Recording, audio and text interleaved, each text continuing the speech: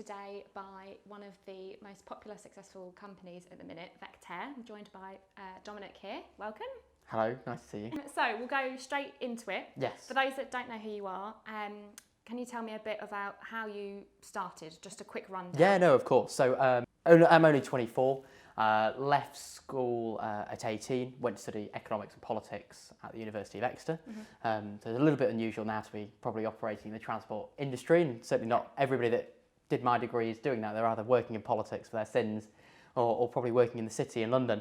But very much started off working with independent schools on their school transport. Now work with independent schools length and breadth of the country, from the northeast of Scotland all the way through to the south coast and the southwest.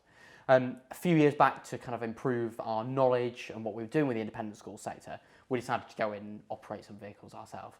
So when we started the process, this is probably now about 2.5 to 3 years ago, and ever since then we've been operating a few vehicles across the UK, and hence bought some EVMs in time. Of course. And where does the term Vectare, what does that mean? Very good question, and it's Latin, to be honest, and it means transport, to go forward. A little bit of an unusual word, probably not one I'd probably choose again in hindsight, but it works, and it is quite recognisable in its own kind of strange and unusual way, mostly probably because people actually don't know how to say it, but it does work, and yeah, you certainly get some of our school clients that know it straight away will say, I know exactly what that means. Yeah. And I think everybody else, including me, doesn't really have a clue. How did you come across EVM, or how did you get to very, very good question, actually. And what have we purchased now? I think it's 6 city lines that we've taken from yourself thus far over the course of last year, including a couple right in the middle of lockdown 1 and the first pandemic. Yeah. So we seen a few city lines out and about on the road. We'd also seen a few EVMs, heard very, very good reviews about the product, the quality, and its reliability. That kind of led my co-director, a gentleman called Peter Nathaniel, to get in touch with EVM and say, can we have some further details, what they're like? Once we'd seen it, we kind of knew this was the right product for us, and we knew it was it fit the bill of something high enough quality, also fit the bill of something in the right price bracket, but crucially, actually, we knew it would deliver for our customers. And then we knew it would deliver for our customers. It was about getting it done and getting it done as soon as possible. And hence, I think our initial order of 3, very quickly 3 to 6, and maybe a few more in the future. What would you say has benefited your business from the City Line? Wow. I think you've briefly mentioned a few key questions, but one for me, and it would be very remiss of me not to immediately mention here, and we certainly wouldn't have bought more than 3 without the after-sales service. Yeah. And I often joke this all the time, but you buy your first thing, of whatever it might be, by how it looks, by how it feels, or whether the price is right, but you then don't go and buy something again if it doesn't have the full package.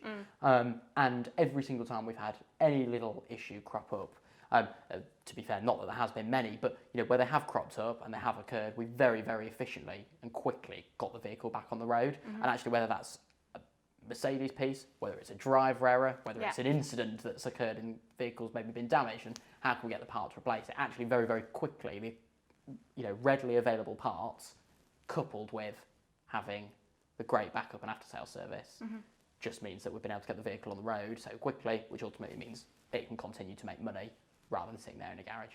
So your tagline, transport made simple, how have you achieved that? Oh, wow. That's a good question. And maybe it's our customers to decide whether or not we do actually make transport simple or not. It's probably not something I wish to profess on and say whether we achieve our aim or not. But given that most of our clients come through recommendation, I'd hope that we have achieved it, at least to some extent. We recognise that transport is incredibly complex. We recognise that there are a number of different facets that go into it to enable it actually to look really simple and to look really straightforward. And often when it looks really simple and really straightforward, the amount of work that's gone in to get there is significant. So certainly from our point of view, it's about making that transport simple, primarily through a significant amount of planning, scenario planning, understanding what's going to happen, and trying to deliver for our customers and our clients and their clients in many aspects. The attitude of making transport really simple. And for us, that covers a number of things. Speed, ease of use, timely information. Having that full package is not one single thing. The standard reliable bus, we class them as the basics. It's about delivering above and beyond that. Yeah.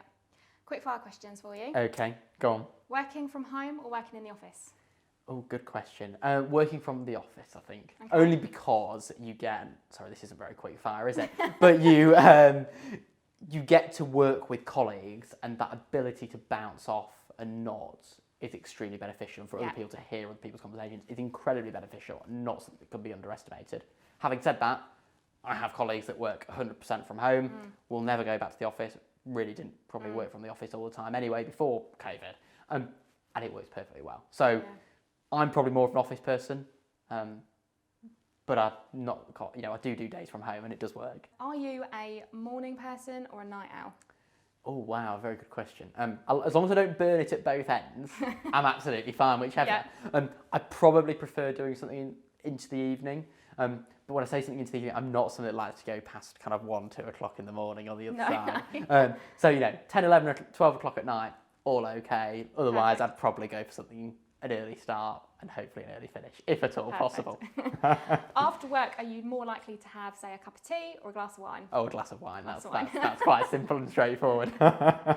When you're not working, what do you tend to do to come out of that work business mind? Yeah, good question, really. And at times it is very hard, and often as a business owner, director, most people know this. Your phone is often always on.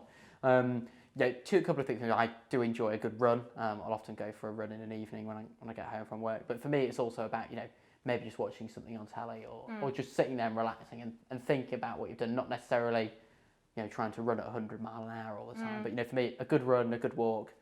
Try and get out in a bit of the countryside is always a benefit, a bonus. Zoning out. Yeah, exactly. We're going to try and do. Otherwise, you just sit there and look at a computer screen all day. Yeah, exactly. Which A, isn't particularly interesting, and B, probably isn't very good for you. No.